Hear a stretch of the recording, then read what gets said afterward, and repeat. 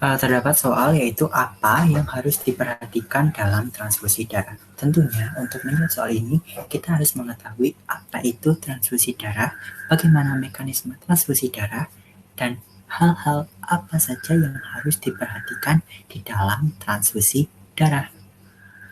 Oke, kita akan membahas dari pengertiannya dulu. Apa itu transfusi darah? Transfusi darah merupakan prosedur pemberian darah dari pendonor ke penerima yang sedang mengalami kekurangan sel darah di dalam tubuh. Jadi kita bisa menggarisbawahi transfusi darah itu ada yang pertama ada pendonor, ada penerima, ada darah. Di mana darah ini ditentukan oleh yang namanya golongan darah. Golongan darah dari pendonor harus sesuai dengan golongan darah pada penerima.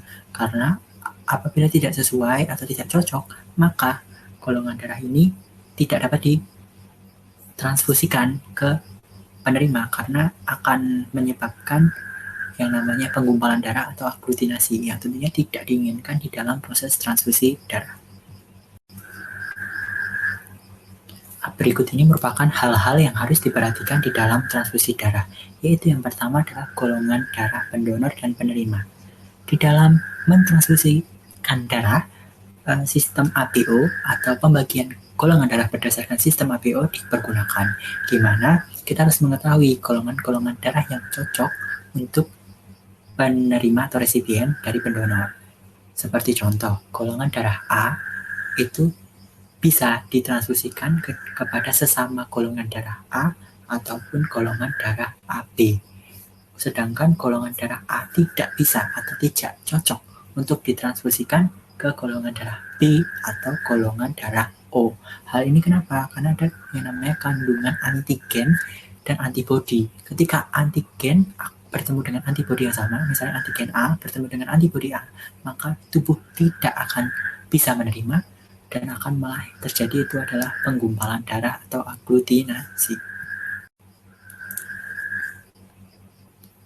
Yang kedua adalah ada atau tidaknya penyakit di dalam darah pendonor. Tentunya kita tidak ingin menyebarkan penyakit ke resipien, di mana banyak sekali penyakit yang bisa disebarkan melalui kontak darah. Contohnya adalah HIV/AIDS, di mana penyakit HIV ini bisa menular melalui media darah. Jadi kita harus memastikan kondisi dari pendonor ini tidak terkena atau sedang terinfeksi virus atau penyakit tertentu yang bisa menular melalui darah. Supaya apa? Supaya tidak terjadi penularan penyakit dari pendonor ke resipien atau penerima.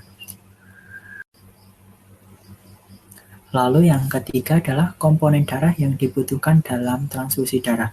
Tentunya kita harus memperhatikan komponen darah apa saja yang dibutuhkan oleh resipien, sel darah merah, sel darah putih, trombosit, ataupun plasma darah. Jadi kita harus melihat faktor itu untuk mencocokkan kebutuhan dari resipien dan darah yang diberikan oleh pendonor.